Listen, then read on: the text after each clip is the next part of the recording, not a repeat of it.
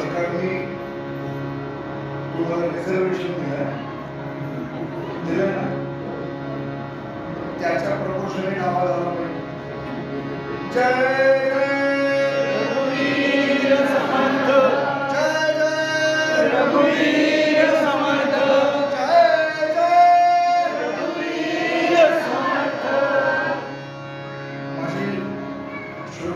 कधीही कीर्तनामध्ये बाकी कोणतीही अपेक्षा नसते. मात्र गजर जोरदार झालाच पाहिजे. त्याच्यात सुद्धा 90% बुवाच म्हणतो, तुम्हाला की जय एवढंच म्हणायचं. ते सुद्धा मांडी घातलेली बसलेल्या काय सगळ्या अनुकूल परिस्थितीमध्ये गजर जर का नीट झाला नाही तर जमणार. आणि गजर जर का झाला नाही तर कीर्तनाची वेळ वाढेल. करतो अवधूत चिंतन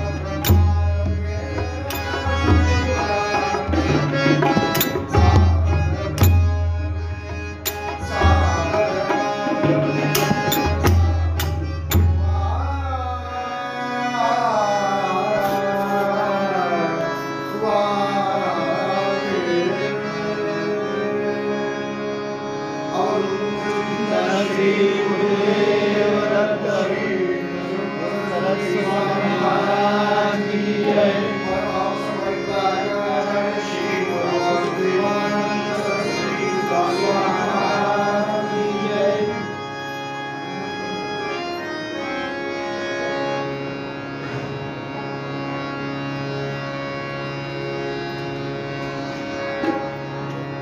काषाय वस्त्रं करदण्डधारिणं कमण्डलं पर्वकरे शङ्खं चक्रं गदा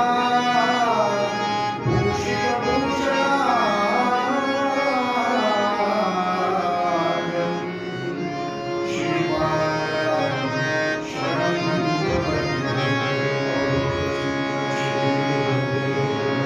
कृष्णाय वासुदेवाय हरे परमात्मने प्रणतक्लेशनाशाय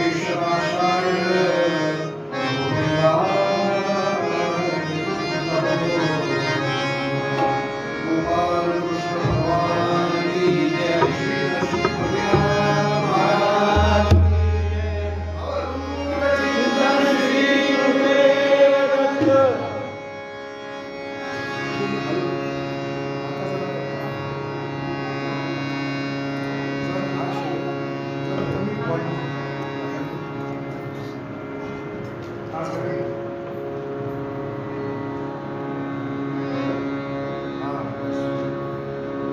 गोपाल कृष्ण भगवान की जय। श्री लक्ष्मी बल्लीनाथांच्या चरणी नतमस्तक होऊन आमचे दोन्ही तिन्ही सगळे साथीदार त्याला वंदन करून गुरुजी मंडळी सगळे साधक वाचक वाचक वाचक सगळे श्रोते तुम्ही श्रोते जगदीश मूर्ती तेथे माझी व्यक्त केली या समर्थ वचनांप्रमाणे तुम्हा सगळ्यांच्या अंतःकरणामध्ये असलेल्या त्या परमेश्वर तत्वाला वंदन करून आजची कीर्तन सेवा माझी पहिलीच कीर्तन सेवा ती लक्ष्मी बल्लीनाथांच्या चरणी आपण सगळ्यांनी मिळून पार पडतो तुमचा प्रतिनिधी म्हणून फक्त एक योग आहे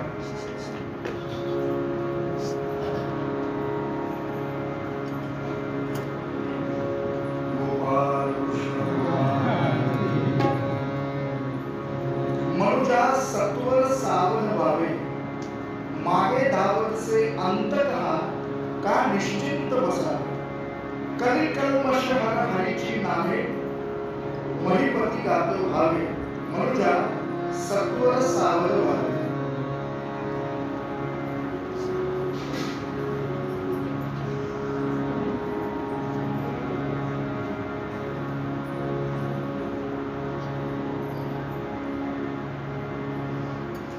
ज्यांच्याकडे बघून ज्यांचं ऐकून कीर्तन करावंसं वाटलं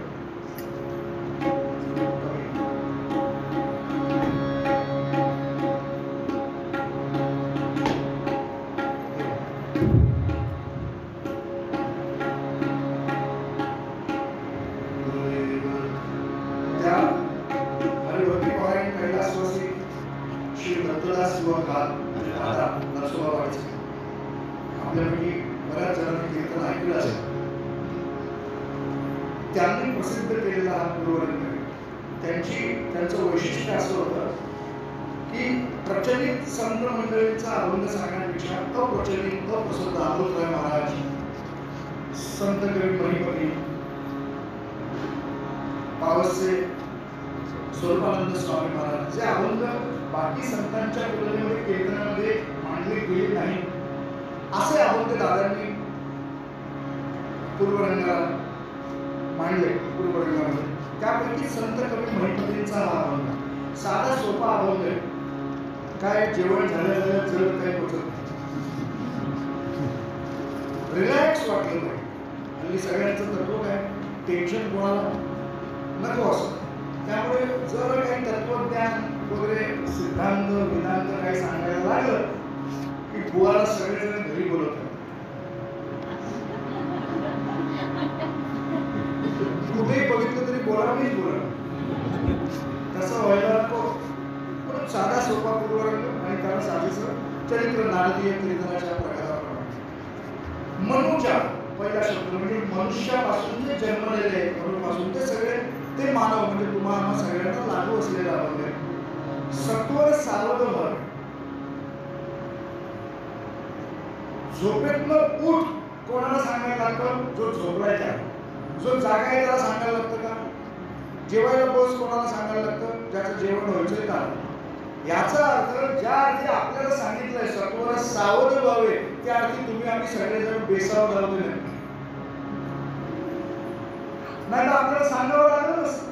आपण सगळे बेसावध आहोत. कुठल्या बाबतीत बेसावध आहोत?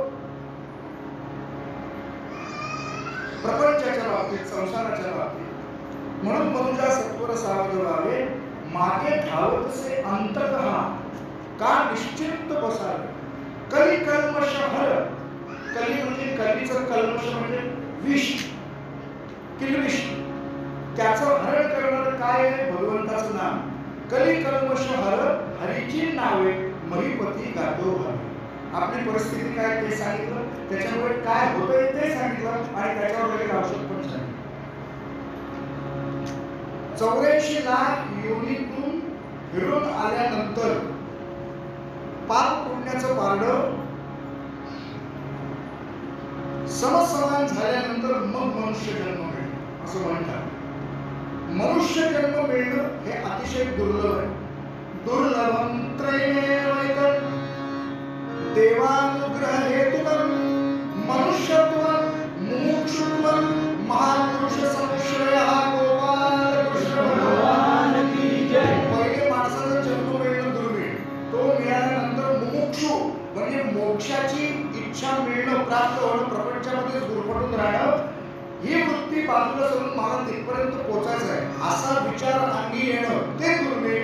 आणि या सगळ्यांपेक्षा दुर्मिळ म्हणजे सत्पुरुषांचा, संत जनांचा सहवास मिळणं ते सगळ्यात दुर्मिळ. पहिली गोष्ट प्राप्त झाली तर पुढच्या गोष्टीचा विचार करता येईल, पण पहिलीच मिळाली नाही तर, मनुष्य जन्मच मिळाला नाही तर, बाकी सगळ्या प्राण्यांमध्ये आपल्यामध्ये बराच फरक आहे. काही काही जणांच्या बाबतीत दिसत नाही पण ठेवला तर आहे.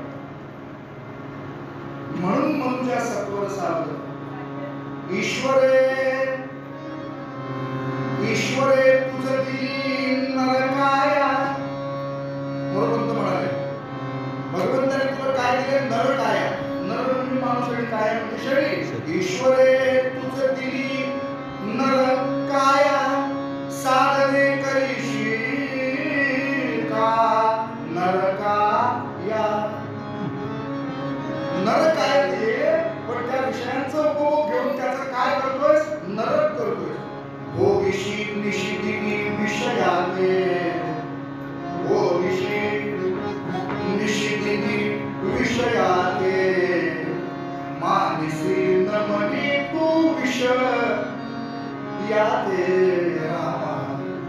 जी इंद्रिय दिलेत ना त्या सगळ्या इंद्रियांनी त्याचा पुरेपूर वापर करून नुसता विषयांचा उपभोग घेण्यामध्ये आयुष्य चाललेलं आहे. मग किती वेळा जन्म यावे, किती वावे फलित. आपण प्रपंच आणि संसार या दोघांची व्याख्या एकत्रच करतो, गल्लत करतो. जन्मानंतर मृत्यू, मृत्यूनंतर जन्म याला संसार म्हणतात आणि एका जन्मानंतर मृत्यूपर्यंतच्या कालावधीला प्रपंच म्हणतात.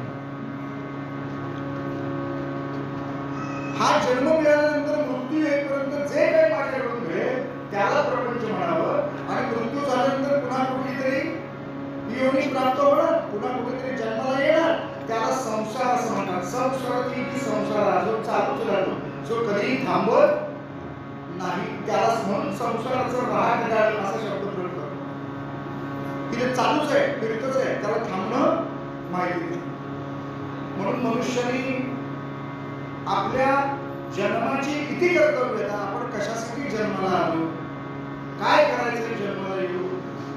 माझा देह हा माझ्या नामासाठी, देशासाठी, धर्मासाठी, सत्कार्यासाठीच कारणीभूत झाला. ज्याला जन्माचा हेतू कळला त्याला मोक्ष प्राप्त झाला. आणि म्हणून माणूस किती जगला याच्यापेक्षा कसा जगला याला जास्त महत्त्वाचं. एक हिंदी वाक्य सांगतो, जिंदगी बड़ी होनी चाहिए, लंबी नहीं. लांब आयुष्य नको. हे गेले आणि आपल्या आईने पेढे वाटले, बरं झालं गेले, काय पाहिलं सगळ्यांनी फोटो मध्ये, बरं झालं व्याज गेली. असं आयुष्य जगून करायचं काय? आणि म्हणून किती जगणार त्याच्यापेक्षा कसं जगणं याला महत्वाचं असतं. लौकिक अर्थाने आमची ज्ञानेश्वर माऊली किती वर्ष पृथ्वीवर होती हो? फक्त 20-21 वर्ष. 21व्या वर्षी 20व्या वर्षी समाधी घेतली ना, पण सगळ्या जगाचं कल्याण करणारी ज्ञानेश्वरी देऊन गेली. त्यामुळे किती जगलो याला कधी महत्व द्यायचं नाही, कसा जगला त्याला जास्त महत्व असतं. कसं आहे, माणसाचं मन किती वादळ आलं तरी प्रपंचामधून उडत नाही. तृप्ती कुठे बाद झाला तर जाऊ दे असं कधीही म्हणत नाही. म्हणतो कोणी मला दाखवा, कधी नाही म्हणत. किती वर्ष होते, 60 होते पहिले, 60 पहिला सोहळा काय होते, 60. कोणासाठी होते ते कळत, पण 60. मग 75, मग सहस्त्रचंद्र दर्शन, मग जगलातर शताब्दी, असे पुढे माणसाचे सोहळे चालूच. थांबायचं नाव नाही.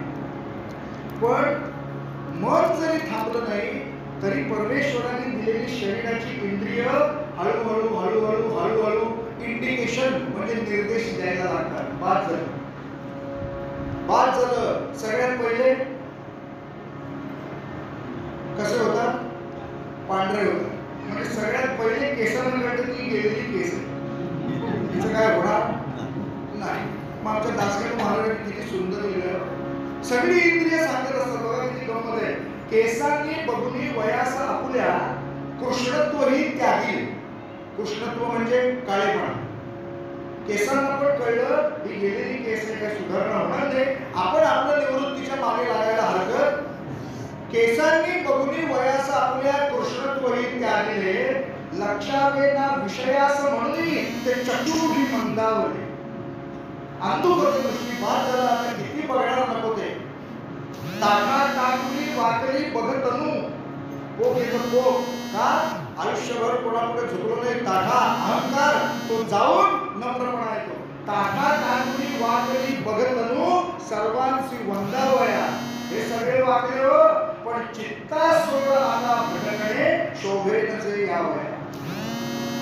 किती जरी माणूस म्हातारा झाला तरी त्याचं मन काही म्हातारा होत नाही. ज्याला ज्ञानेश्वर माऊलींनी 6वं इंद्रिय म्हटलं. ते कायम तरुणच राहतं. त्याला जिथे जायला पाहिजे तिथे जात नाही. मग अशा वेळेला आपण मनाचं ऐकायचं नाही. शरीरावर नियंत्रण पाहिजे, इंद्रिय निग्रह पाहिजे. मन गया तो जाने दे. मनाला ताब्यात ठेवणं आपल्या हातात नाही. नको त्या विषयांकडे मन जातच. काय म्हणाले कबीर महाराज, मन गया तो जाने दे, मत जाने दे शरीर. इंद्रिय निग्रह पाहिजे. मन गया तो जाने दे, मत जाने दे शरीर. नहीं खींची कमान तो कहां से छूटेगा तीर.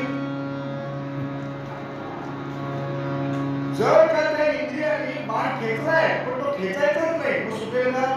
मनाने घेतलेल्या निर्णयाची अंमलबजावणी कशा मार्फत होते, इंद्रिया मार्फत होते. ती इंद्रिय जर का संयमित ठेवली तर सोपं. नाहीतर बालपणनो खेळ जमाया तारुणपणनो काम.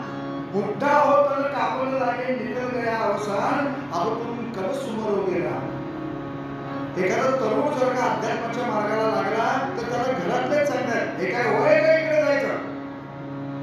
लहान लेकरू जर का हातात टाळ घेतली भजन म्हणायला लागलं, या वयामध्ये काय करायला अभ्यासाला लाग. खरं पाहता या वयात यावं यात नाही, या वयात यावं यात. आणि एकदा यात आलं की बाकी कुठे जायची गरज लागणार. बरेच वेळा सांगितलं तू सोड, आता सोड. हा एक विषय सांगायचा राहिला.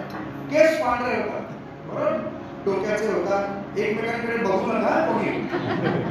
सगळं सर्व समावेशक उदाहरण आहे. माझ्याकडे बघता याचे झाले नाही, याचे झाले कुठे बघू नका. आपले होणारे ज्याचे झाले नाही त्यांच्या. गोपाल कृष्ण भगवान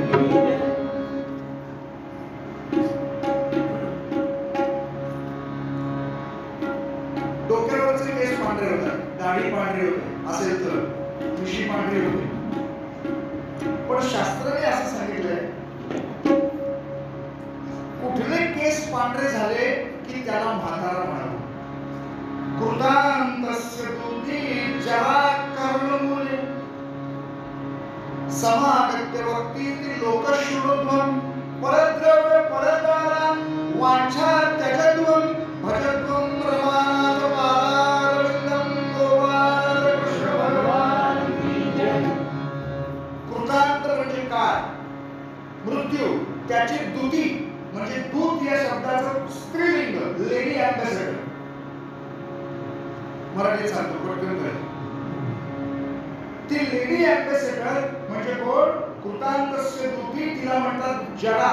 जरा नाही, जरा. जरा म्हणजे म्हातारपण. ती येते कर्णमूले म्हणजे कानाच्या मुळाशी येते. सांगते बाद झालं, बाद झालं, बाद झालं, 40 झाली, 60 झाली, सावरा आवरा, बाद झालं, ती सांगते. म्हणून कानाच्या मुळाशी येऊन सांगितल्यानंतर इथले केस ज्याचे पांढरे तो खरा म्हातारा. घरी गेल्यावर बघा. आता कृतांतस्य दूती जरा कर्णमूले. सावधान सावधान आपल्याला सांगताय, जागं करतायत, पण माणूस जागा व्हायच्या बेतात. सानिधन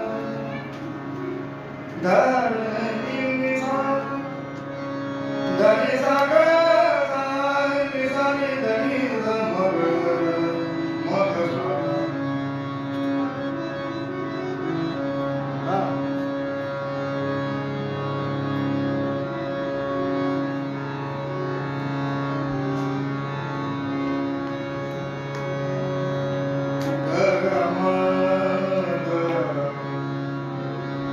सुरदास महाराज म्हणाले एकदाच संधी मिळणार, पुन्हा मिळणार अवसर. अवसर म्हणजे संधी. अवसर बार बार नहीं आए. अवसर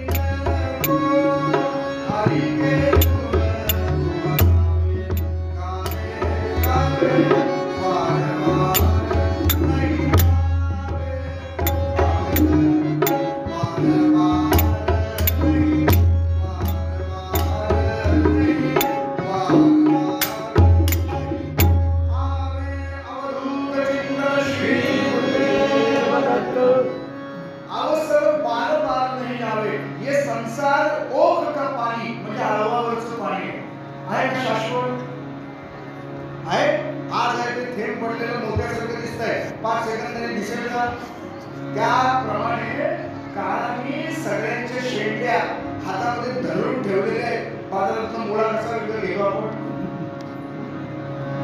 जुडी तशी हातामध्ये धरून ठेवले. उचल म्हणले की उचल. तेवढी शेवटची एक प्रॉपर्टी घेतली ती जर रजिस्ट्रेशन करून घेतो नाही, सगळं जिथल्या तिथे राहतं. आणि म्हणून आमच्या संतांनी त्यांच्या वाङ्मयातून आम्हाला कायम जागृत केलेले. कायम पहिले येते हरिकथा निरूपण, दुसरे येते राजकारण, तिसरे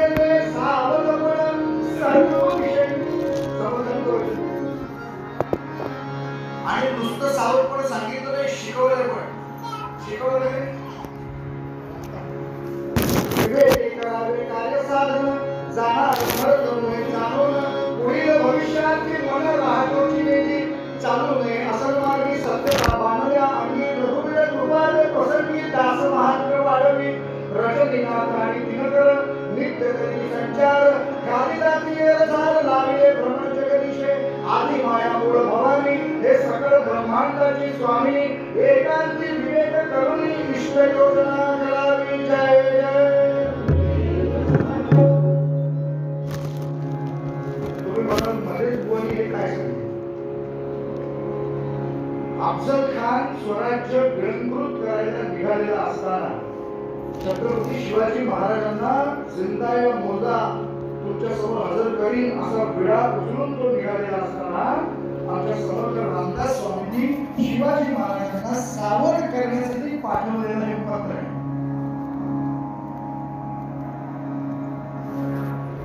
त्या काळी नाक्या नाक्यावर मुसलमानांच्या यवनांच्या त्या सगळ्या भाषांच्या चौक्या होत्या. कोण कुठे चालला, कशाला चालला, तो जा आहे, काय चालू आहे, असं सगळं चेकिंग व्हायचं. त्यांनी पकडलं तरी ते पत्र हातात मिळेल. पारमार्थिक संदेश वाटतो, वरून आध्यात्मिक पत्र वाटतं, पण ते विजापूरचा सरदार निघाला आहे. विवेक करावे कार्य साधन. पहिला अक्षर म्हणा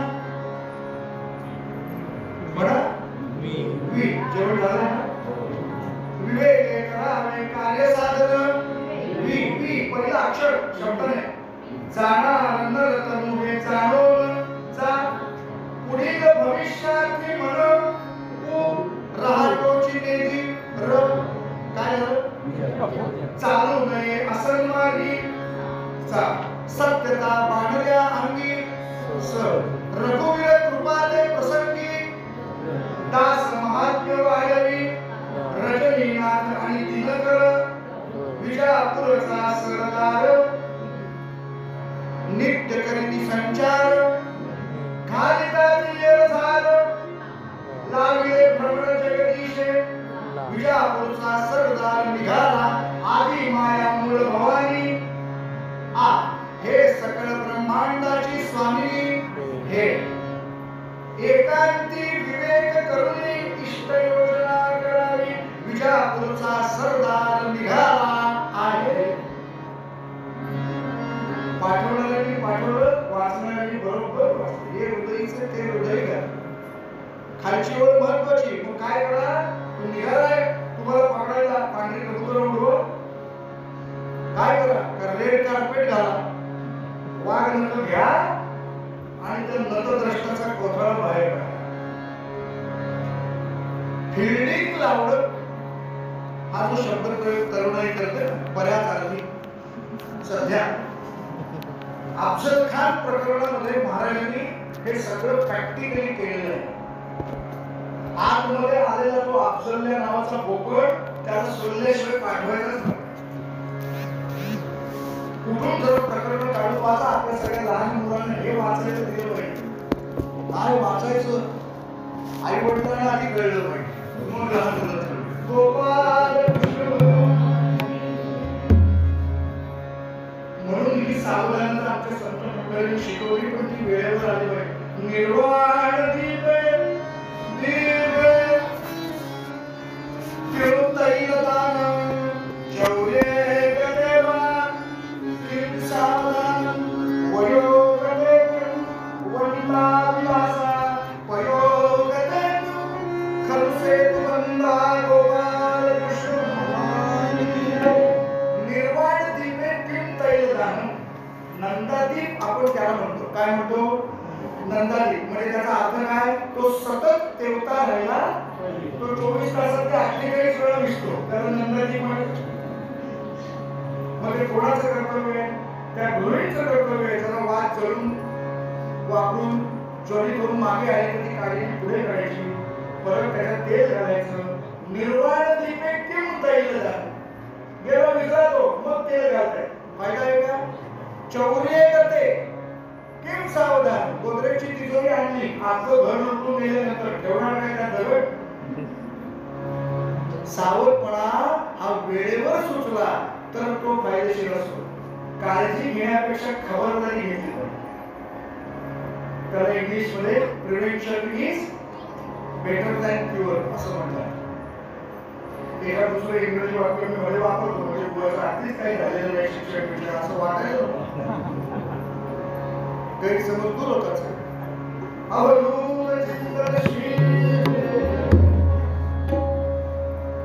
वयोगते वनिता विलासा, लग्नाचं वय निघून गेल्यानंतर मग मुली बघायला लागतात. विवाह व्हावाची इच्छा असते काही युवकांची, पण त्यांनी काहीतरी तडजोडी केल्या पाहिजे. सगळ्याच बाबतीत असं हेकेखोरपणा करून चालत नाही. वय गेल्यानंतर मग मुली बघून काही फायदा होत. पाणी वाहून गेलं, वयोगते किंवा खलूस हेतू बंधारा, मग बंधारे बांधले. त्यामुळे सावधानता ही वेळेवर सुटली पाहिजे. समुद्राच्या किनाऱ्यावर उभं राहिलं, हातामध्ये वाळू घेतली आणि ती वाळू कशी आपल्याला कळत पण नाही केव्हा हातातनं आपल्या गळून पडते, तसं आपलं आयुष्य चाललेलं आहे. घटका गेली पळे तास वाजे झणान, आयुष्याचा नाश होतो राम काळे म्हणान. म्हणाना म्हणाना म्हणा जय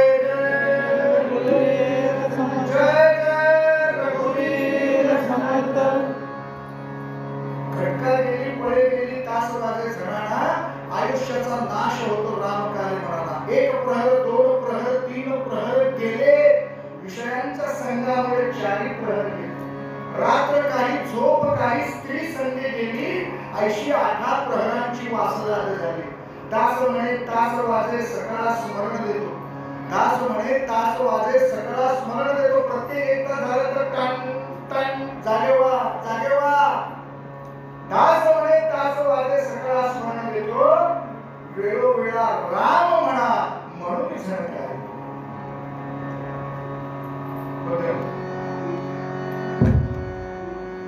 पूर्वीच्या काळी माणसाचं सरासरी आयुष्य हे 100 होतं, काही वर्षापर्यंत होतं. पण आता आपण नको ते खायला प्यायला लागल्यामुळे सरासरी आयुष्यमान प्रत्येकाचं काय झालं कमी. बरोबर.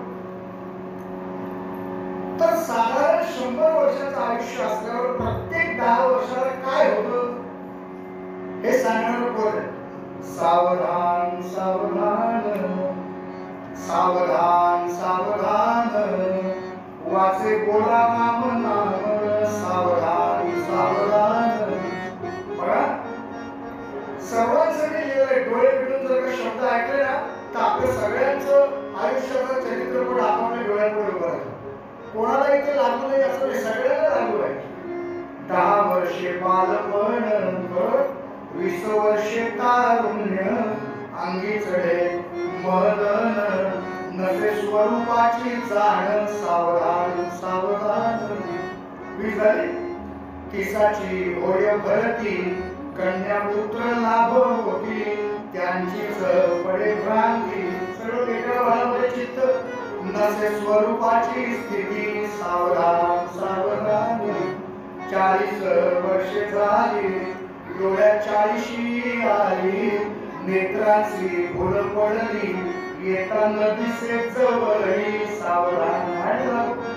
चष्मा लागतो तेव्हा सुद्धा विचार करू नये, 40चा लागला.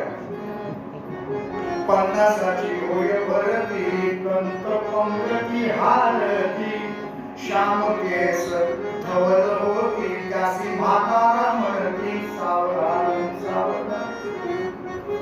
आता पुढचं आलं ना म्हणजे साठी, की त्याच्यासाठी पण शब्द प्रयोग आहे. जाऊ दे, त्याच्या नादी लागून होते साठळलं.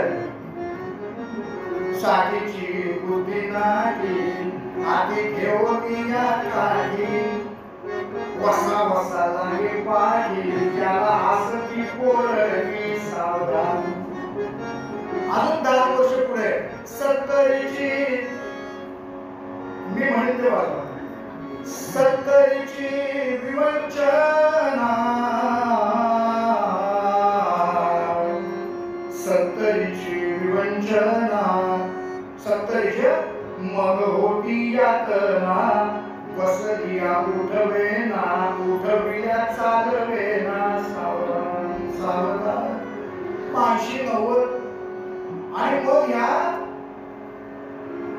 महाराजांचं आपल्या आतमध्ये असलेलं अस्तित्व जेव्हा निघून जातं ना, किती गंमत आहे बघा. हॉस्पिटलमध्ये शेवटच्या स्टेजला ऍडमिट केलं, तिथपर्यंत म्हणतात बुवांना हलवलंय, ठाण्याला हलवलंय. कोणाला? बुवांना.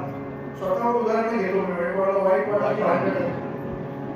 बुवांना हॉस्पिटलमध्ये हलवलं आणि तिथे काही बरं वाईट झाल्याचं कळलं की काय विचारतात बघा. साध्या साध्या गोष्टी आहेत. अस्तित्व आहे तिथपर्यंत बुवा आहे, अस्तित्व गेल्यानंतर बॉडी कधी आणणार आहे? प्रश्न विचारतो. बुवांना आणलं तर विचारणार का बॉडी किती वाजता आणणार, कधी येणार आहे? कारण त्यांचं अस्तित्व आतमधला रामच निघून गेल्यानंतर त्या शरीराला काही अर्थ नाही. राजहंस उडून गेला,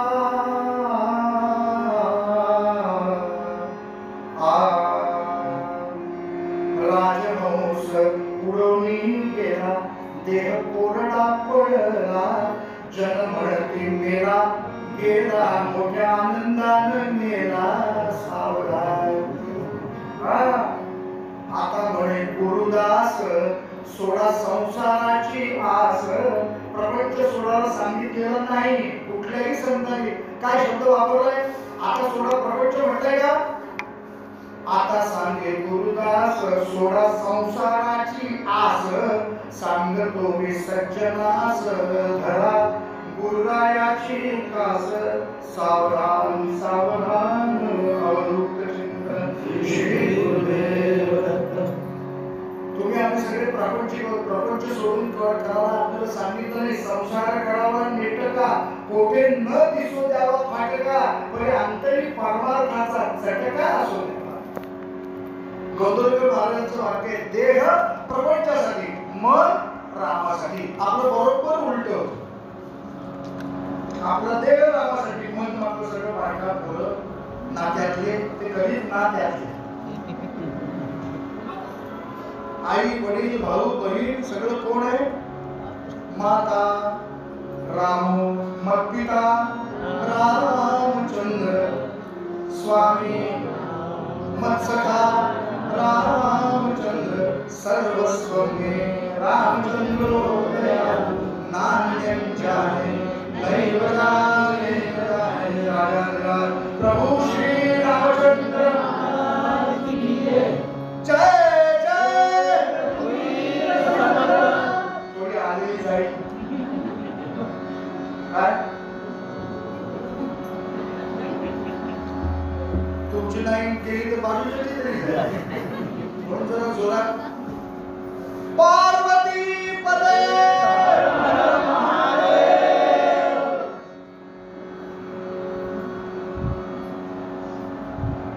आता सध्या एप्रिल मे महिना म्हणजे आंबाच आपल्या डोळ्यात येतो. तर त्या आंब्याची जी बाट म्हणतो किंवा आपण कोय म्हणतो, तिला सगळा कसा गर लगडलेला असतो नाही, तसं एका फळाचं नाही. त्या फळाच्या बी सारखं प्रपंचामध्ये राहायचं. माझं खूप आवडतं उदाहरण आहे, म्हणून मी विषय मिळाला की देतो तरी. चिकू चिकू सगळ्यात चांगले मिळतात. आमच्या भिवंडीला तर एकदम मस्त मिळतात, लहान वगैरे जवळ असल्यामुळे एवढे मोठे मोठे चिकू मिळतात. ते बाजारातून आणायचे. काय शंका आली तर मला फोन करा, घरी येऊन सांगतो. तो चिकू चिरल्यानंतर ती बी त्या चिकूच्या मधोमध असून सुद्धा बाहेर पडायची वेळ आल्यानंतर त्या घराच्या कणाचा एक स्पर्शही न होता अलगद बाहेर येते. तसं प्रपंचामध्ये मधोमध राहून सुद्धा त्याला चिकटून, म्हणून प्रपंचाची आसकास सोडायला सांगितली, त्याची आसक्ती सोडायला सांगितली. कशी सोडायची? एक दोन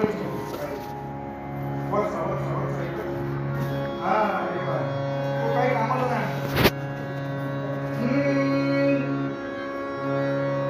तुलसीदासांना पण माहिती की प्रपंचाची आसक्ती सोडायला सांगणं सोपं आहे, पण प्रत्यक्षामध्ये ते करणं कसं करायचं?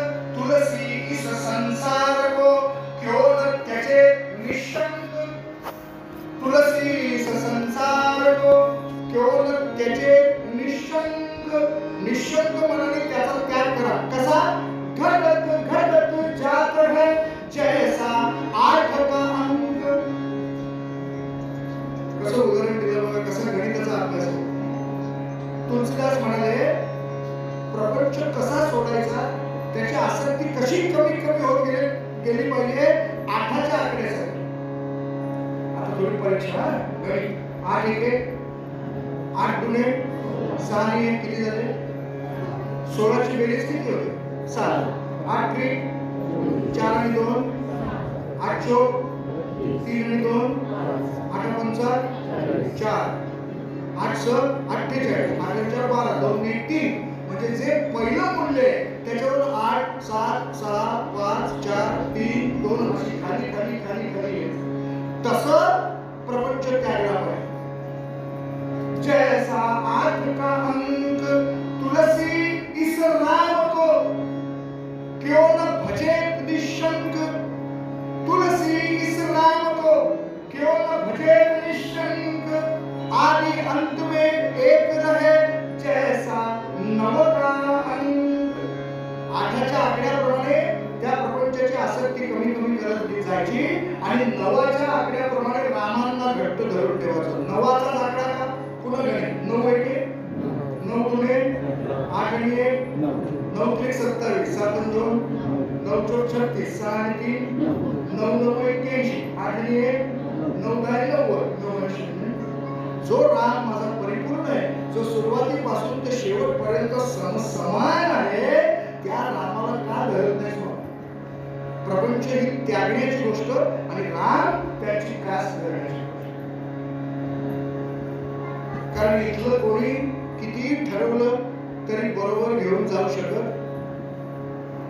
कवडी कवडी माया जोडी रुपया लाख करोड. बघा, कवडी कवडी माया जोड़ी रुपया लाख करोड़. जब आया यमजी का बुलावा चला लंगोटी छोड़. आहे त्या वस्त्रामध्ये जिथे आहोत तिथे जायला लागतं ना. आहे का एखादी केस कन्सेशन द्यायची आहे?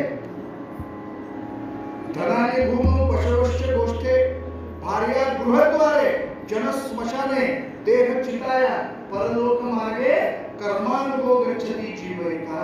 सुभाषितकार म्हणाले धन पशुधन कुठे राहतं? जमिनीत.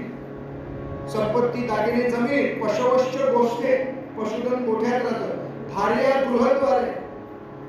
किती जरी असली तू तिथं मी म्हणणारी तरी यजमान गेल्यानंतर उंबरठ्याच्या पुढे येत नाही. काय बुवा आमचा माणूस होते स्मशानापुढे येतो का एखादा कोणी सोबतीला पेटवल्यावर? ज्याला 99 वर्ष चांगलं खायला प्यायला घातलं तो देह तरी येतो का बरोबर? तो भस्मीभूत होतो. मग वर कोण येतं? गरुड पुराणामध्ये उल्लेख आहे माणसाचं देह पूर्ण मिटल्यानंतर त्यांनी या देहामध्ये केलेलं, या देहाचा वापर करून केलेलं कर्म त्याच्या सोबत येतं. त्या कर्माचं पुढच्या जन्माच्या भाग्यामध्ये रूपांतर होतं.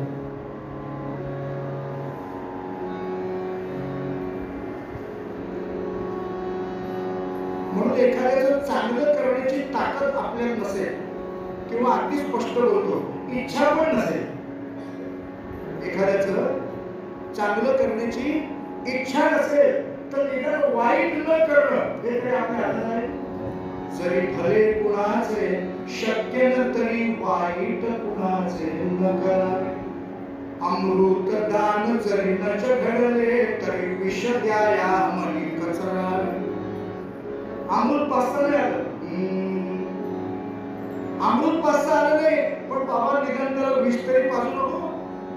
घर बांधून द्याया ना आले तरी आगन लागी झोपडीला. उपचार कराया ना जमले तरी मिठन चोळी जखमेला. नाका करू शकला मार्ग खरा तरी दिशाभूल करणार. प्रत्येक जण काही ऋषीमुनी होऊ शकत नाही. ऋषीमुनी व्हावया ना जमले तरी माणुसकी नच सोडावी. सदाचार ना जमला तरी पापाची इच्छा न धरावी. जरी संत व्हावया ना जमले ना पसंत करी नावा. अवधूत चिंतनशील. आणि म्हणून कोणतं धन आपल्या जवळ ठेवावं ते आमच्या मीराबाईंनी सांगितलं.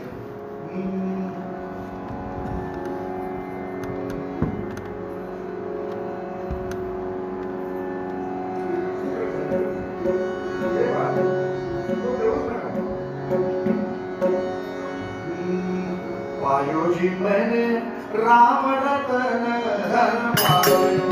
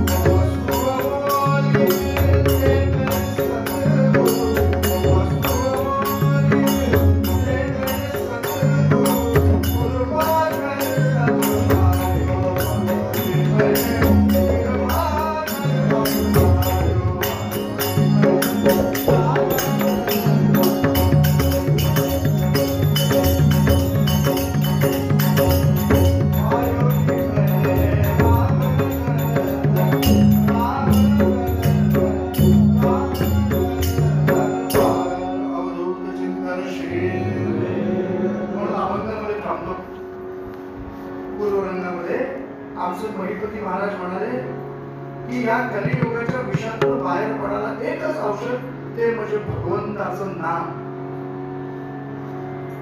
सगळे कीर्तनकार प्रवचनकार राम म्हणा सांगतात. का म्हणायचं सांगितलं? कोणीतरी विचारलं पाहिजे का म्हणायचं काय होतं. आमच्या विठोबांना दत्तदारांनी कराडचे सत्पुरुष होऊन गेले. त्यांनी एक श्लोक लिहिला.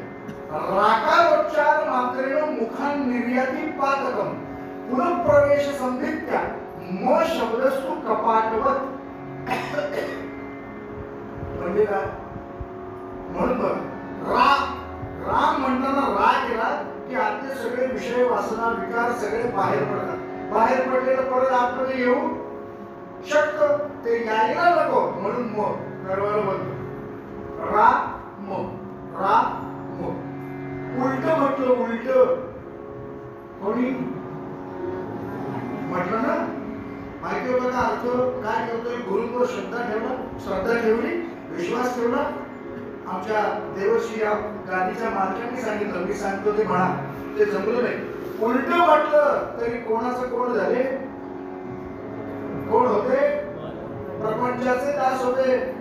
हा बायकोनी मुलांनी सांगितलं आमचं पालन पोषण करणं तुमचं कर्तव्य आहे. तुमच्या पापामध्ये आम्ही भागीदार नाही होणार. तुमचं तुम्ही बघा. जिथपर्यंत प्रपंचाचा दास होते तिथपर्यंत वाल्या कोणी होते. आणि जेव्हा माझ्या रामांचं दास झाले ना तेव्हा वाल्याचे वाल्मिकी केले. म्हणून भगवंताच्या नामामध्ये इतकी ताकद आहे. तो सावधपणा अंगी बाळगून आपला जन्म कशासाठी झाला हे ओळखून प्रत्येकाने वागावं की कोणाचं कल्याण झालं आणि कोण त्या कल्याणाला मुकला हे चरित्रामध्ये पाहू. पूर्वरंगामध्ये थांबतो.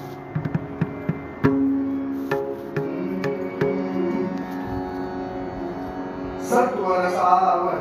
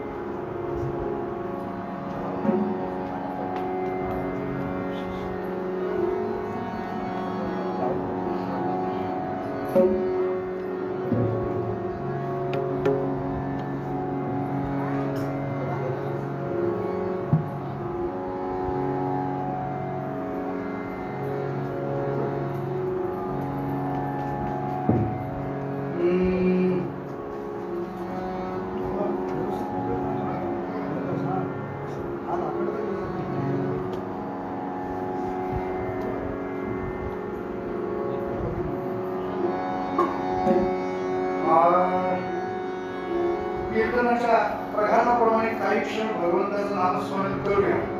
शेवटचे 2 शब्द महत्वाचे. काय म्हटलं मी? करू या. शूटिंग नंतर केलं तरी चालेल. नामस्मरण करूया.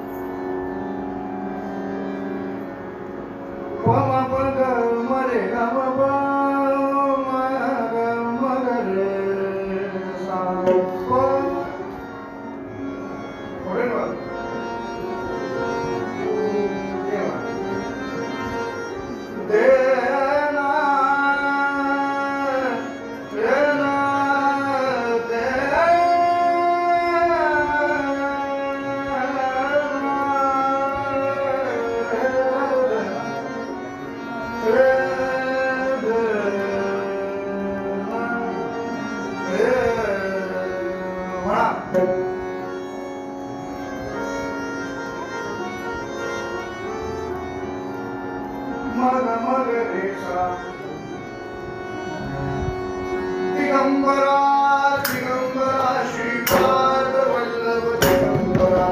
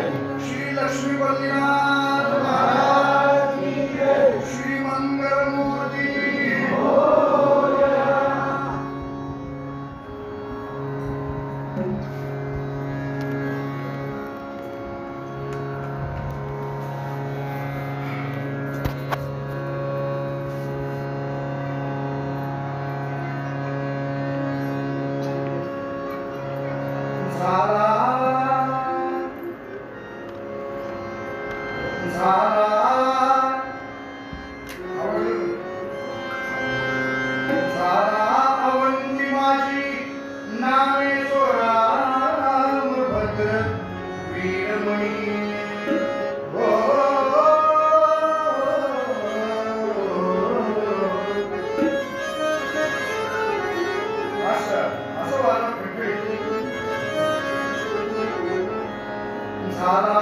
अवंती माझी नामे राम भद्र वीरमणी गुणवती भार्या ज्येष्ठा गुणवती भार्या ज्येष्ठा अप्रिय प्रिय रूपमती नवी रमणी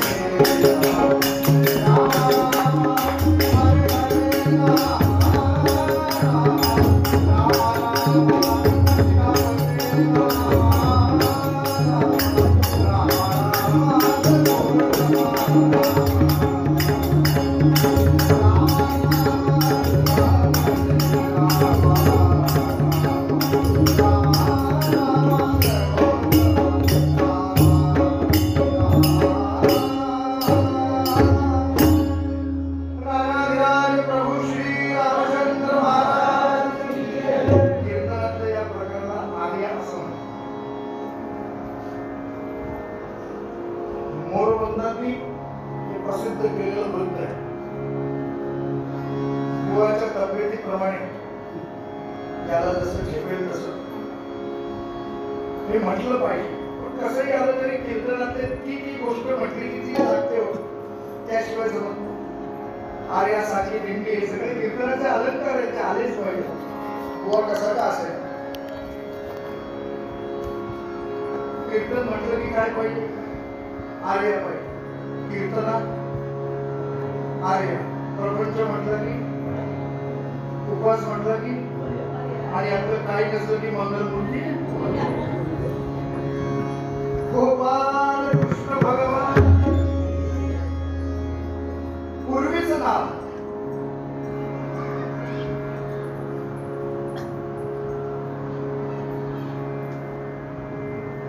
झाला अवंती माझी. अवंती नावाची नगरी होती.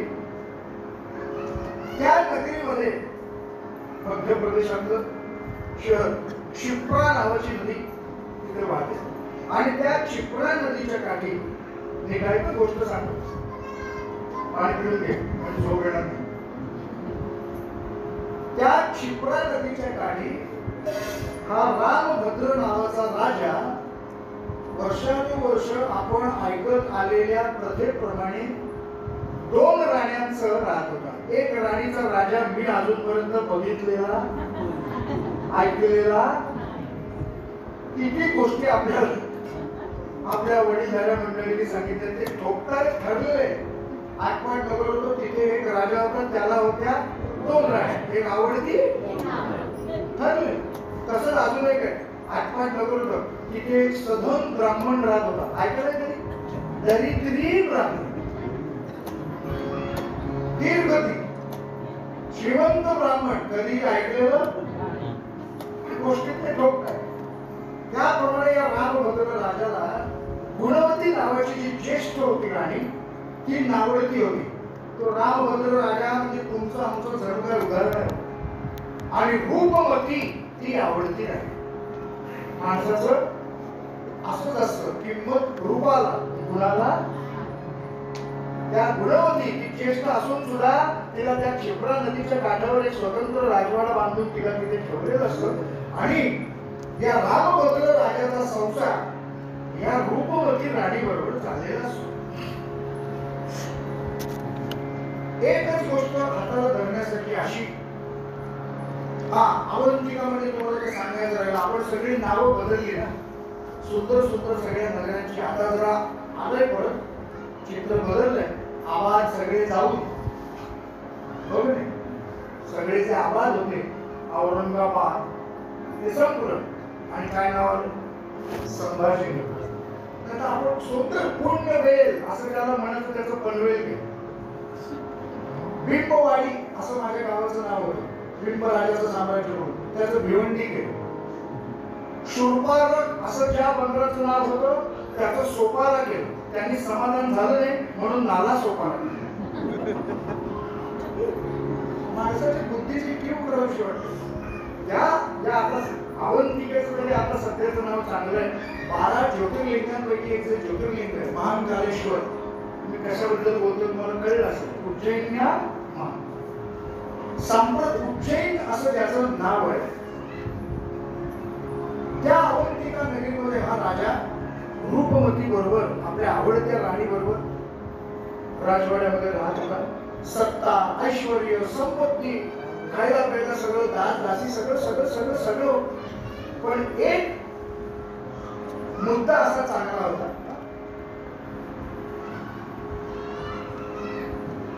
इतकी वर्ष सत्तेचा उपभोग घेतल्यानंतर आता यातून बाहेर पडावं. आता हे नको. आता मला मोक्ष पाहिजे. मला भगवंत भेटला पाहिजे ही इच्छा प्रकट झाली. राजकारण्यांना असं वाटणं म्हणजे आपलं नाहीतर महाराजा टेकले. मी कोणाचं नाव घेत नाही टेकले का नाही. पण तरी अजून स्वप्न पडायची थांबवत नाही.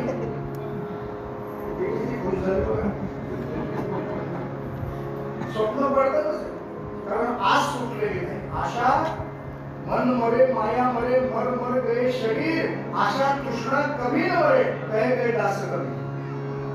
माणसाचं सगळं आटोपतं पण त्या मनामध्ये तृष्णा असो. त्याने आपल्या शिपायांना सांगून ठेवलं होतं की या महाकालेश्वराच्या देवळामध्ये त्यांच्या दर्शनाला कोणी साधू संन्यासी फकीर बैरागी कोणी आले की माझ्याकडे त्याला घेऊन यायचं. मग ते शिपाई लगेच सांगायला यायचे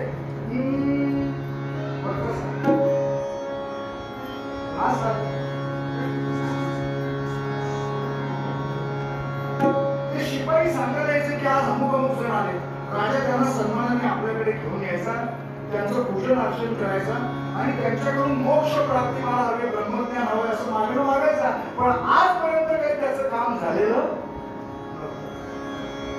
आणि एक दिवस या राजाचं नशीब फळफळलं भाग्यवान ठरला आणि त्या महाकालेश्वराच्या देवळामध्ये एक गुरु शिष्याची दिव्य जोडी दर्शनाला आली. जितके थोर गुरु तितके थोर त्यांचे शिष्य. कोण? एके मच्छिंद्र साधू आले तयाची गावी. नाथ संप्रदायाचे अवधूत मत्स्येंद्रनाथ आणि त्यांचे शिष्य गोरक्षनाथ ही गुरु शिष्याची दिव्य जोडी त्या महाकालेश्वराच्या दर्शनाला आली. एके मच्छिंद्र साधू आले तयाची गावी. उद्धारार्थ जगाच्या फिरती है तव महती काय सांगावी.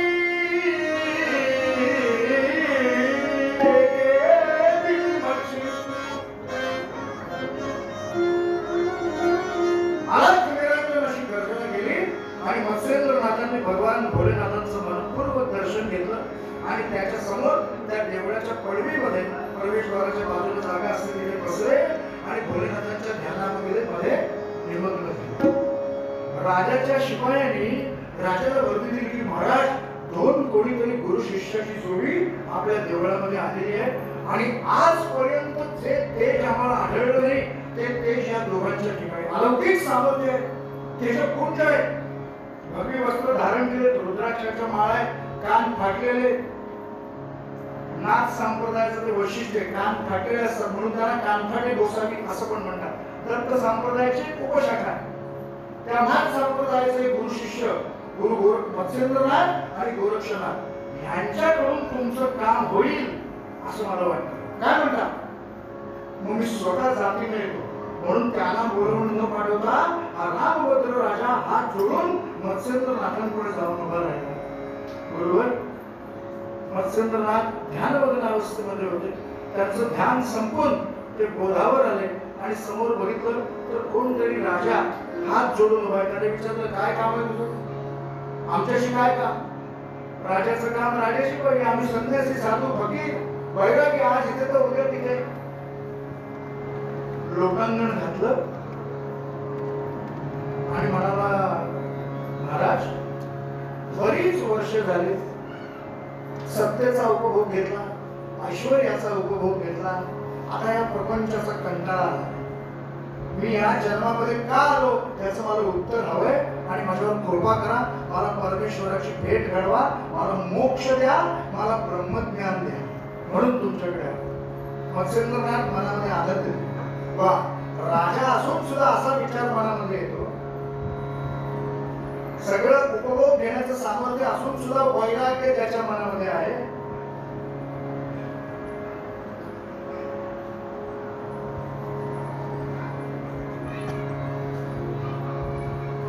म्हणून छत्रपती शिवाजी महाराजांना समर्थ रामदास स्वामींनी संबोधलं ना, श्रीमंत योगी म्हटलं का नाही. वृत्ती वैरागी होती. त्यावर मत्स्येंद्रनाथ प्रसन्न झाले. म्हणजे ठीक आहे, पण एक तुला सांगतो, हे जे ब्रह्मज्ञान पाहिजे म्हणतोस ना, त्याचा हातात घेऊन फिरत नाही. इतकं सोपं नाही. त्यासाठी किंमत मोजावं लागेल. लक्षात घ्या, परमार्थ स्वस्त देव दयाळू, देव कृपाळू. आपला गैरसमज आहे. आपलं काम पटकन व्हावं म्हणून लावलेला वशिला आहे.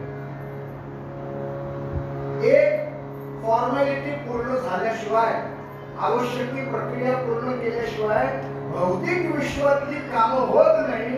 तर पारमार्थिक होतील ना. देव आहे तो, त्याला काहीतरी द्यावं लागतं. त्याचं नावच आहे देव. पहिले देव, बाद में देव. त्याला दिलं द्यावंच लागतं. पण काय द्यायचं हे त्याला कळलं तो टिकतो. बरोबर काय देशील? अवनिपती संन्यून काय याचकी असे सानी माझ्याकडे काय कमी, मी राजा आहे. काय पाहिजे तुम्हाला बरं? काय देऊ? राजवाडा बांधून देऊ? दास दासी नोकर चाकर देऊ? रथ देऊ फिरायला? काय देऊ बोला? श्री बालाजी देऊ खायला? म्हणजे श्रीखंड, बासुंदी, लाडूवडी, जिलबी, गोपाल कृष्ण ते देऊ का? काय देऊ सांगा? दुर्मिळ अशी वस्तू मला कोणती नसे. मला दुर्मिळ काय नाही, मला सगळं सहज मिळेल. मी राजा आहे. काय हवंय सांगा? अवनिपती संन्यून काय याचकी असे. क्या बात. अवधूत चिंतन श्री राजाला उद्देशून मत्स्येंद्रनाथ म्हणाले, तुझा तो राजेपणाचा तोरा घरी ठेवायचा, आमच्या पुढे नाही. आम्ही फकीर आहोत, संन्यासी आहोत. त्रिभुवनाचं सामर्थ्य, त्रिभुवनाचं वैभव ठोकरून द्यायचं सामर्थ्य अंगामध्ये. त्यामुळे तू ही सगळी प्रलोभन मला दाखवू नको.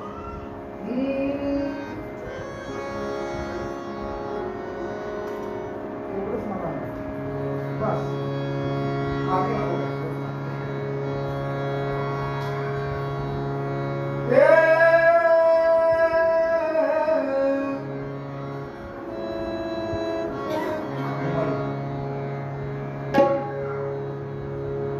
बाकी मला काय नको. ही सगळी प्रलोभन माझ्या काही कामाची नाही. पण एक सांगतो, या महाकालेश्वरांच्या ठिकाणी काही दिवस वास्तव्य करावं, त्याची आराधना करावी, उपासना करावी, असं मी ठरवलं. मी एकदा समाधी अवस्थेमध्ये गेलो की मला काहीही लागत, तहान भूक कशाचाही आठवण राहत. पण मी देहावस्थेमध्ये पुन्हा आलो की या सगळ्या गोष्टी लागल्या. मी समाधी अवस्थेमध्ये गेल्यानंतर पुन्हा बोधावर कधी येईल हे सांगता येत. 1 तासाने, 2 तासाने, उद्या परवा, 1 महिना, 2 महिना, 6 महिने, वर्ष सांगू शकणार. पण जेव्हा मी शुद्धीवर येईल, देहबोधावर येईल, समाधी अवस्थेतून बाहेर येईल, तेव्हा काय करशील? माझा शिष्य गोरक्ष तुझ्याकडे येईल आणि तुझ्याकडे मागेल एक वस्तू. काय मागेल? ती जर का त्याने मागितल्या तो कधी मागेल सांगता येत नाही. मी कधी समाधीतून बाहेर येईल सांगता येत नाही. आत्तापासून काउंट डाऊन सुरू. सावध राहायचं. महिपतीचा अभंग घेतलाय आपण. मनुष्या सत्वर सावध व्हावे. परीक्षा कधी डिक्लेअर केलेली नाही. आत्तापासून सुरुवात. दूध भात, क्या बात.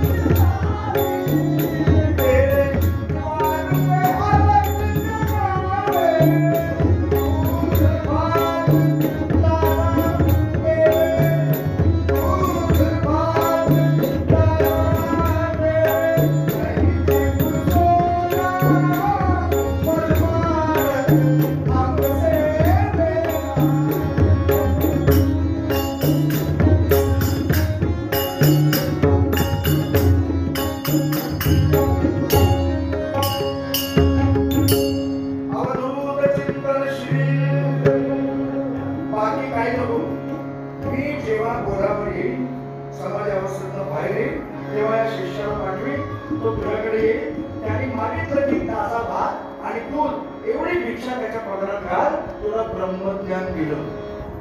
राजा इतका प्रसन्न झाला, एवढ्या स्वस्तात चौदा, फक्त दूध भात द्यायचा, एवढ्या स्वस्तामध्ये काम होईल असं वाटलं नव्हतं. खुश झाला आणि मनामध्ये विचार केला, एवढे सरकारी नोकर आहेत, 7वा वाले 8वा आयोगवाले,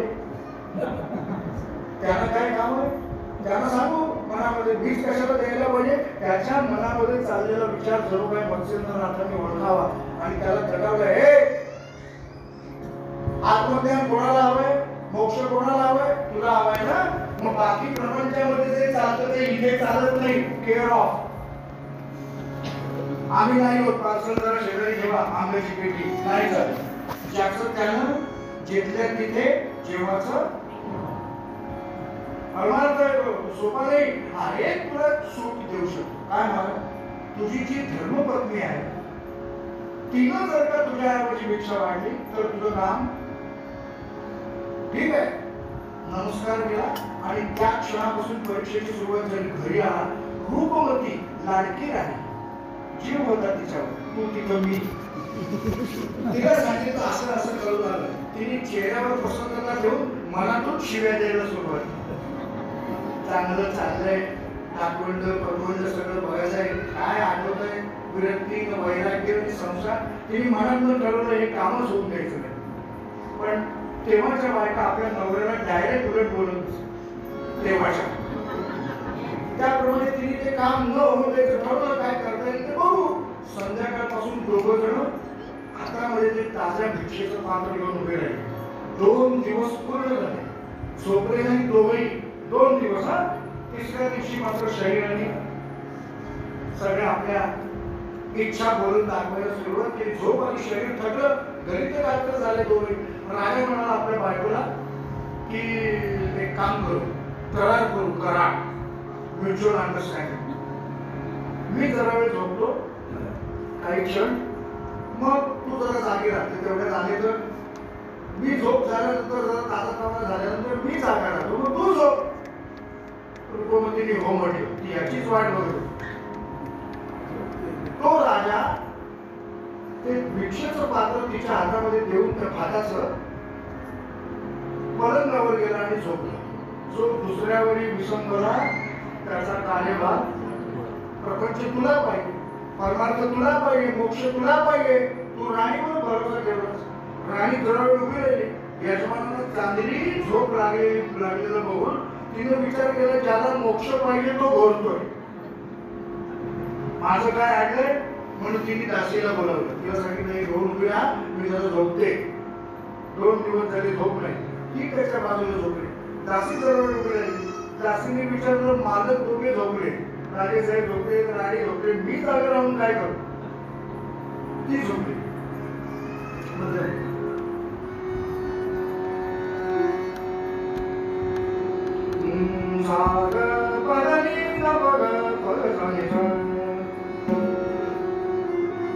सागर गप पद निधा नि निधस सा निध बघ निध बघ पद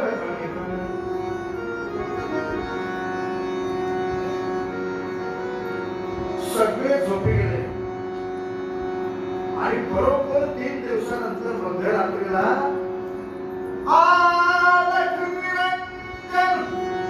अशी गर्जना गोरक्षनाथांनी केली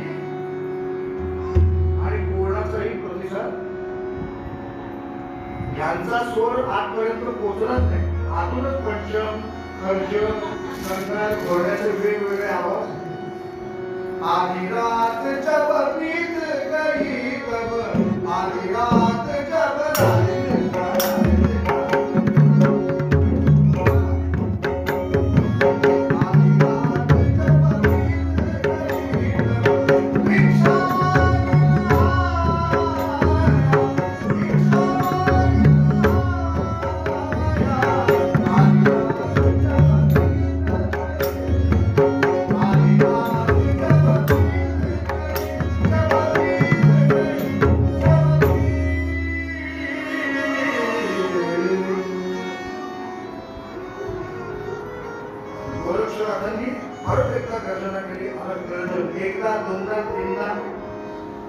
प्रत्येकाला मर्यादा आहे.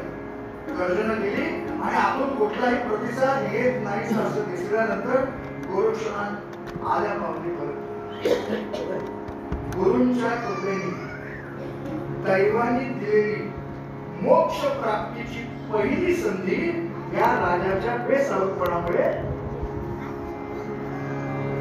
जोपर्यंत जागा झाल्यानंतर बघितलं तर बाजूलाच ती राणी पहुडलेली आल्या तिच्यावर विश्वास ठेवला, तिनंच दगा दिला. मग तो तिची दासी तिच्या पायाशी झोपली. बाहेर आला, त्या पहारेकराला विचारलं, तू तरी जागा होतास का? तो डोळे चोळत म्हणाला, आपलाच झाला. मग कोण एखादा वैरागी फकीर असं कोण मुंबईत पहाटेच्या सुमारास कोणतरी येऊन गेलं असं ऐकलं, धावत धावत धावत त्या महाकालेश्वराच्या देवळामध्ये आला आणि मत्स्येंद्रनाथांच्या चरणावर लोटा काढला. महाराज क्षमा करा, क्षमा करा, परत असं होणार नाही, एक संधी द्या. काय झालं माहितीये का, त्या राणीवर भरोसा केला, तिने घात केला आणि मत्स्येंद्रनाथ असे संतापले, मूर्खा, स्वतःच्या बेजबाबदारीपणाचं खापर तिच्या राणीवर फोडू नकोस. तू निष्काळजी आहेस, मोक्ष तुला हवाय, आत्मज्ञान तुला हवाय, ब्रह्मज्ञान तुला हवाय, तू जागा राहायला पाहिजेस.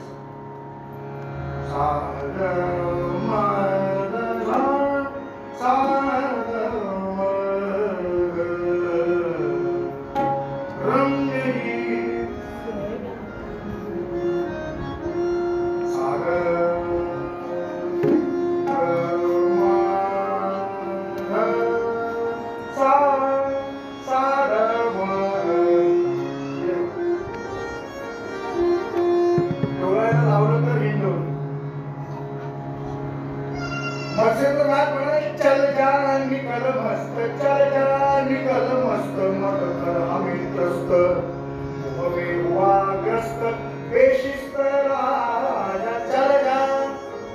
त्या राणीवर धापड फोडलंस. गुण को नहीं मान, हे वाक्य म्हणतं, गुण को नहीं मान, रूप से बेभान, कैसे आत्मज्ञान तुझको मिलेगा.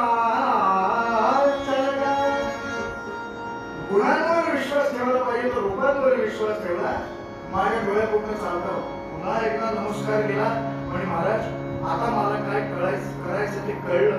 या वेळेला अशी चूक होणार नाही. शेवटचं तुमच्याकडे मागणं मागतो, सव्वा झाले नाही बारा, शेवटचं मागणं मागतो, लवकर पूर्ण करा. या वेळेला चूक होणार नाही. एक संधी अजून. दयाळू मत्स्येंद्रनाथांनी त्याची विनंती मान्य केली आणि या वेळेला तो रामभद्र राजा रूपमतीकडे न जाता गुणवती, त्या गुणवती राणीने त्याचं स्वागत केलं. भारतातल्या स्त्रिया पतिव्रता, झालं गेलं सगळं गंगेला मिळालं म्हणे. तुम्ही आलात ना, हेच माझ्यासाठी पुरेसं आहे. काय सेवा करू तुमची? हात जोडले. राजा म्हणाला, असं असं झालं. तर पुन्हा सगळं सांगायला 3 शब्द, असं असं एवढंच ना, मी बघते काय करायचं. आणि त्या गुणवती राणीने मोठी हुशार, तिने काय केलं, दिवसाचे प्रहर 8 बरोबर, घटका 60, 23 ते 24 मिनिटाची साधारण एक घटका होती.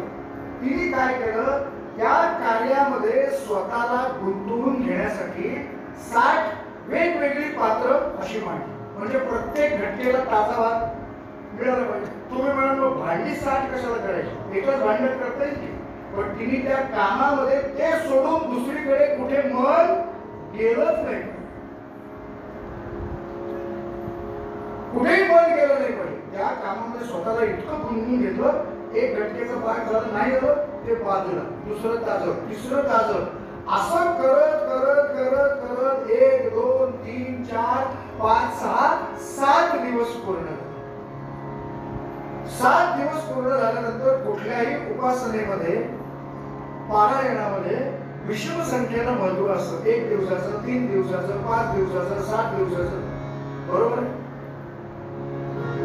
7 दिवसाचं पारायण तिची परीक्षा पूर्ण झाली आणि संध्याकाळच्या वेळेला ती गुणवती राणी आपल्या राजाला बजावलं, यजमानाला, ह्या पात्रामध्ये ताजा भात तयार होतोय, मी जरा स्नान करून येते, तिथपर्यंत तुम्ही वेळा जागेला झोपू नका असं त्यांना सांगितलं आणि ही स्नानाला गेली. 7 दिवस झाले होते ते गोरक्षनाथांनी बरोबर ही संधी साधली. समोर आले आणि रामभद्र राजा हातामध्ये पात्र घेऊन राणीने दिल्यानंतर विचार केला की येऊ दे, त्यांना तर तयार तर आहे. माणसाच्या मनाची गंमत कशी असते बघा, म्हणून ते कठीण फार सांभाळायला. उगाच कशाला राहायला पाहिजे आहे की नाही? बसलं तर काय होत आहे? बरं, कीर्तनात बसायचं आहे, पुढेच कशाला बसलं म्हणजे कीर्तन काय होत आहे? म्हणून टेकून बसले रामभद्र राजा. टेकून बसल्यानंतर तिथे एवढी जागा आहे, ते पात्र हातातून कशाला घ्यायला पाहिजे? बाजूला ठेवलं, एकाला जागा मिळालेली, थंडगार हवा सुटलेली, त्याचा परिणाम व्हायचा तो झाला. याचे ब्रह्मानंदी नाही. आणि बरोबर म्हणून प्रारब्ध आपली परीक्षा कधी येईल हे आपल्याला माहित. कधी येऊन महाराज आपल्या बाजूने निघून जातील पण आपल्याला ते कळणार नाही. म्हणून ती ते कळण्याची पात्रता येण्यासाठी नामस्मरण. तुम्ही कधी पण पेपर द्यावं, आम्हाला आम्ही तयार आहोत परीक्षेला असं पाहिजे. अभ्यास कायम, यश देणं न देणं त्यांच्या आधी, तयारी करणं आपल्या बरोबर आहे.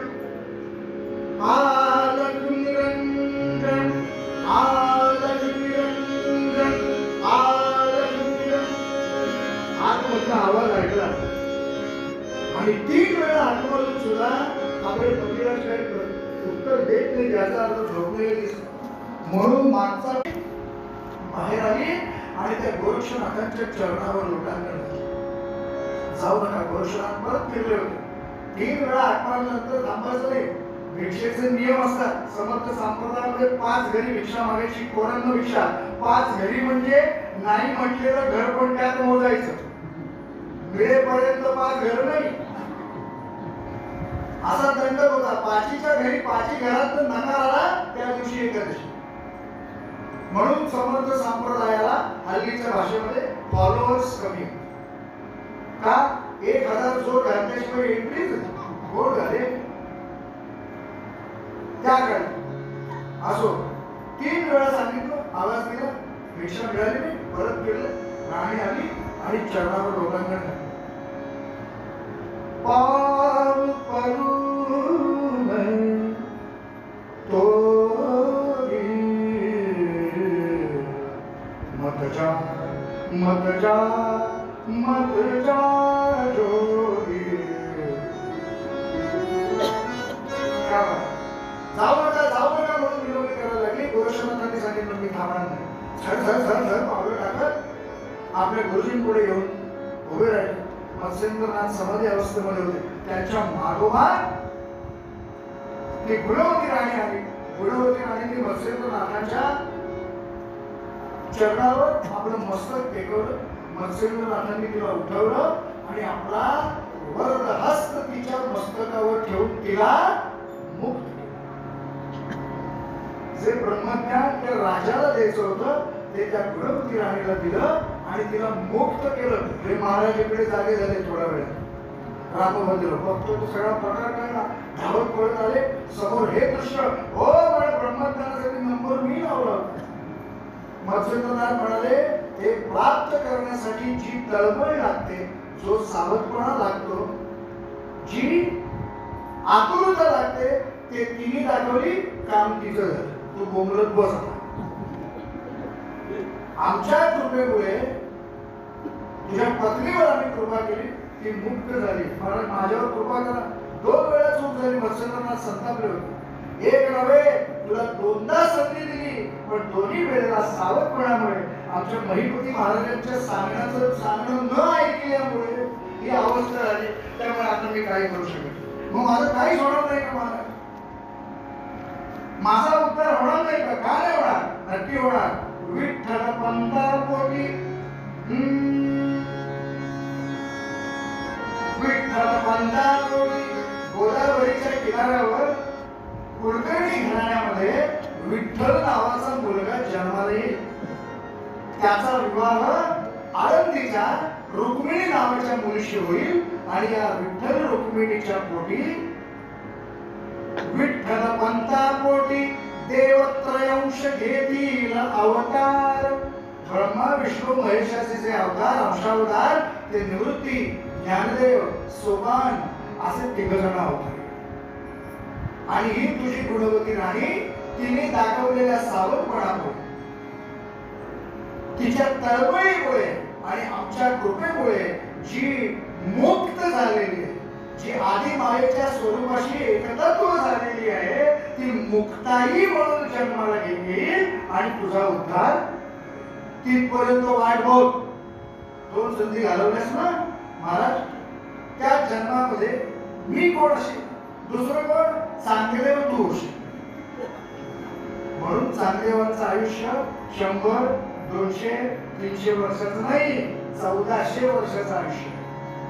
किती वेळ वाट बघायला लागली, 2 दिलेल्या संधी चुकल्या म्हणून 1400 वर्ष आपापला हिशोब घरी गेल्यावर करायचा, आपल्याला किती लागतील. म्हणून मणिपतींनी सांगितल्याप्रमाणे आपण आपल्या आयुष्यामध्ये सत्कर्म, सदाचार, उपासना, स्वधर्म, प्रेम या सगळ्या तत्वनिष्ठ गोष्टी अंगी बाळगायच्या, त्यांना शरण जायचं, सावध राहायचं आणि स्वतःचं आणि इतर समाजाचं पण कल्याण करायचं. झालेली सेवा त्यांच्या चरणी अर्पण करतो. आमचे दोन्ही साथीदार, तिन्ही साथीदार, 4ही सगळ्यांचे आभार मानतो. स्वराला, तालाला जे काही चुकलं ते सगळं माझं, जे काही कानाला मनाला बरं वाटलं ती महाराजांची कृपा. भैरवी म्हणतो आणि कीर्तनामध्ये